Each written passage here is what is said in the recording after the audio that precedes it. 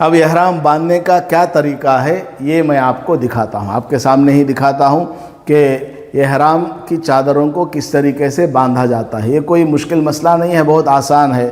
دیکھیے احرام کی چادریں دیکھیے کتنی لمبی ہیں، دونوں ہاتھ میں نے پھیلا دیا، دونوں ہاتھ میں نے پھیلا دیا، اس سے بھی آگے کچھ اتنا کپڑا ہے، اتنا بچا ہوا ہے، تو آپ بھی اتنی لمبی چادر لے لیں، دونوں ہاتھ پھیلا دیں، اس سے بھی کچھ تھوڑا آگے چادر ہو۔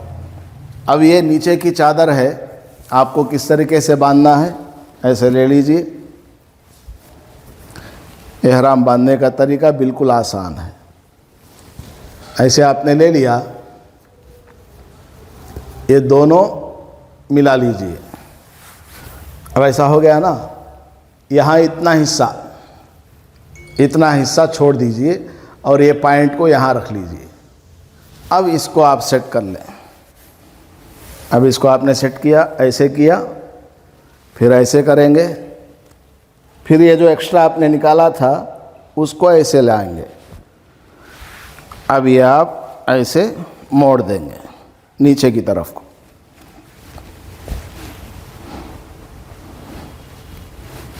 ایسے پہن لیں گے آپ۔ جب آپ احرام پہنیں گے تو یہ سب نہیں ہونا، یہ کوٹ ہے، یہ کرتا ہے، اندر بنیان ہے، انڈر ویئر ہے، کچھ بھی نہیں ہونا۔ میں تو آپ کو دکھانے کے لیے ایسا پہن رہا ہوں۔ تو اس طریقے سے آپ احرام کی چادر باندھ لیں گے۔ اس کے اوپر آپ بیلٹ بھی ڈال سکتے ہیں، چھوٹا سا بیلٹ آتا ہے نا، جس کے اندر آپ پاسپورٹ رکھ سکتے ہیں یا پیسہ رکھ سکتے ہیں، کچھ دوائی، جو ایسا پیکٹ آتا ہے وہ چاہے سلا ہوا ہو کچھ بھی ہو، اس سے کوئی فرق نہیں پڑتا۔ جسم کے اوپر سلا ہوا لباس نہیں ہونا چاہیے، بس جسم کے اوپر جسم کی ہیئت کے مطابق، جیسے یہ ہاتھ ہے، ہاتھ کے مطابق آستین ہے، اور جیسا کہ یہ سینہ ہے تو سینے کے مطابق یہ کپڑا اس طریقے سے سلا ہوا ہے، جیسے یہ پیر ہے، پیر کے حساب سے پاجامہ بنا ہوا ہے، ایسا نہیں ہونا چاہیے۔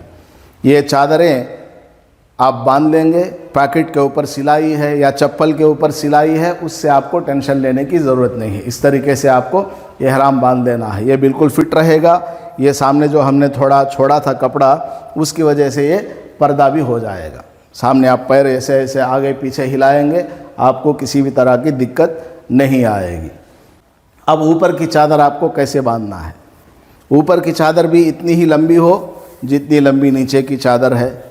اوپر کی چادر آپ ایسے کر کے ایسے کندھے پہ ڈال لیجئے، اس جانب تھوڑا لمبا کھینچ لیجئے، یہ بس یہاں تک آئے، پھر آپ ایسے کر کے اس کو ایسے ڈال لیجئے، ہو گیا، بس ہو گیا۔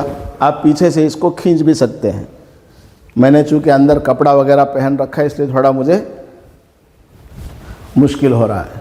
کپڑا وغیرہ نہیں رہے گا تو یہ اور آئے گا نیچے، تو دیکھیے نیچے کی چادر یہاں تک آ گئی، یہ اوپر کی چادر یہاں تک آ گئی۔ اس کو آپ اس میں ایسے لگا سکتے ہیں، یہ پکڑ کر کے رہے گا، نکلے گا نہیں۔ راستے میں چلتے ہوئے آپ کو یہ پکڑ کر کے رہے گا، اور یہ جو ہے یہ بھی ایسے آپ اندر ڈال سکتے ہیں۔ تو دیکھیں کس قدر ٹائٹ ہو گیا۔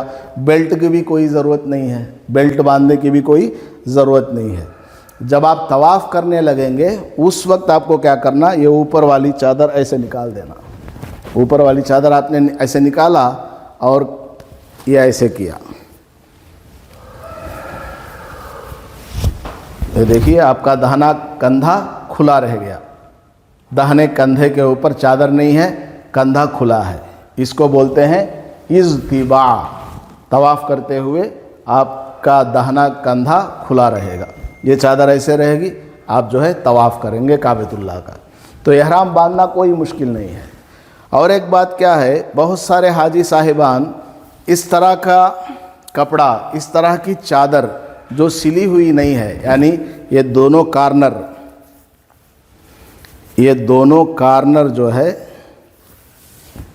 یہ دونوں کارنر سلے ہوئے نہیں ہیں، تو بہت سارے حاجی صاحبوں کو اس طرح کٹی ہوئی لنگی پہننے کی عادت نہیں ہوتی ہے۔ اگر وہ کٹی ہوئی لنگی پہن کر کے چل نہیں پاتے، ان کا پردہ کھل جاتا ہے یا وہ گر جاتے ہیں یا بار بار یہ لنگی جھڑ جاتی ہے، تو علماء کرام نے اجازت دی ہے کہ اس کارنر میں یہاں سے لے کر آپ نیچے تک ان دونوں کو آپ جوائنٹ کر سکتے ہیں، بس ان دونوں کو آپ جوائنٹ کر سکتے ہیں۔ اس سے کیا ہو جائے گا، یہ پوری سلی ہوئی لنگی بن جائے گی۔ ادھر تو یہ فولڈ ہے اور ادھر یہ جوائنٹ ہے، تو سلی ہوئی لنگی بن جائے گی۔ تو اس طرح کی لنگی پہننے کی بھی علماء کرام نے مجبوری میں اجازت دی ہوئی ہے۔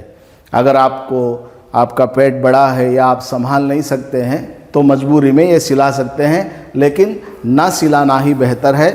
لنگی کھلی ہوئی ہو اور اسی طرح آپ اس کو باندھ دیں، اسی میں آپ کو زیادہ ثواب ملے گا۔ تو یہ احرام کی چادر باندھنے کا طریقہ، میں کیا بول رہا ہوں یاد رکھیے، احرام کی چادر باندھنے کا طریقہ یہ ہے۔ احرام باندھنا نہیں ہے۔ احرام باندھنا کس کو بولتے ہیں؟ احرام باندھنا کہتے ہیں عمرے کی نیت کرنا اور اس کے بعد تلبیہ پڑھ لینا۔ یہ دو کام کرنے سے آدمی کے اوپر جو پابندیوں والی حالت آ جاتی ہے کہ سر کے اوپر کپڑا نہیں ہونا مرد کے لیے، اور بال نہیں کاٹنا، ناخن نہیں کاٹنا، داڑھی کے بال نہیں کاٹنا، اور جوتا مرد نہیں پہننا، اور پیر کا ابھرا ہوا حصہ، پیر کی ابھری ہوئی ہڈی نظر آنا، یہ جو پابندیوں کی حالت حاجی کے اوپر آتی ہے اس کو بولتے ہیں احرام۔ یہ جو ہے احرام کی چادر ہے، یہ احرام کی چادر ہے۔ اس کو باندھ لینے سے آپ کے اوپر کوئی پابندی ابھی نہیں آئی۔ اس کو باندھ کر جب آپ عمرے کی نیت کریں گے، تلبیہ پڑھیں گے، جب جا کر کے آپ کے اوپر احرام کی پابندیاں شروع ہو جائیں گی۔ اب آپ کو کہا جائے گا کہ آپ نے احرام باندھ لیا۔ چادروں کو باندھنے کا نام احرام باندھنا ہرگز نہیں ہے۔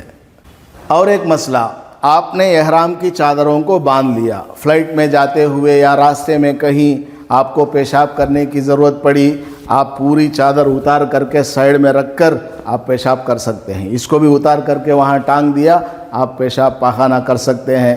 نہانے کی ضرورت پڑ گئی تو صابن شیمپو یوز کیے بغیر آپ نہا سکتے ہیں۔ نہانے کے بعد چہرہ پوچھنا ہے تو ہلکا سا ہی پوچھ لیجئے چہرہ اور سر، باقی پورا جسم آپ پوچھ سکتے ہیں۔ تو راستے میں آپ کو ضرورت پڑنے پر آپ اپنی چادروں کو کھول سکتے ہیں، کہیں رکھ کر کے نہا دھو سکتے ہیں، پیشاب پاخانے میں جا سکتے ہیں، آ سکتے ہیں۔ اس سے آپ کا احرام نہیں ٹوٹے گا۔ اور دوسری بات، آپ نے احرام کی چادروں کو باندھ لیا، احرام کی چادروں کو آپ نے اوپر ڈال لیا، یہ خراب ہو گیا تو آپ اس کو نکال دیجئے، دوسری چادر آپ کے پاس ہے تو اس کو آپ باندھ لیجئے، اس کو آپ ڈال لیجئے۔ اسی احرام کی چادر میں عمرہ کرنا، اسی احرام کی چادر میں حج کرنا کوئی ضروری نہیں ہے۔ تو میرے خیال سے آپ کو احرام سے متعلق یعنی احرام کی چادروں سے متعلق ساری باتیں اچھی طرح سمجھ میں آ گئی۔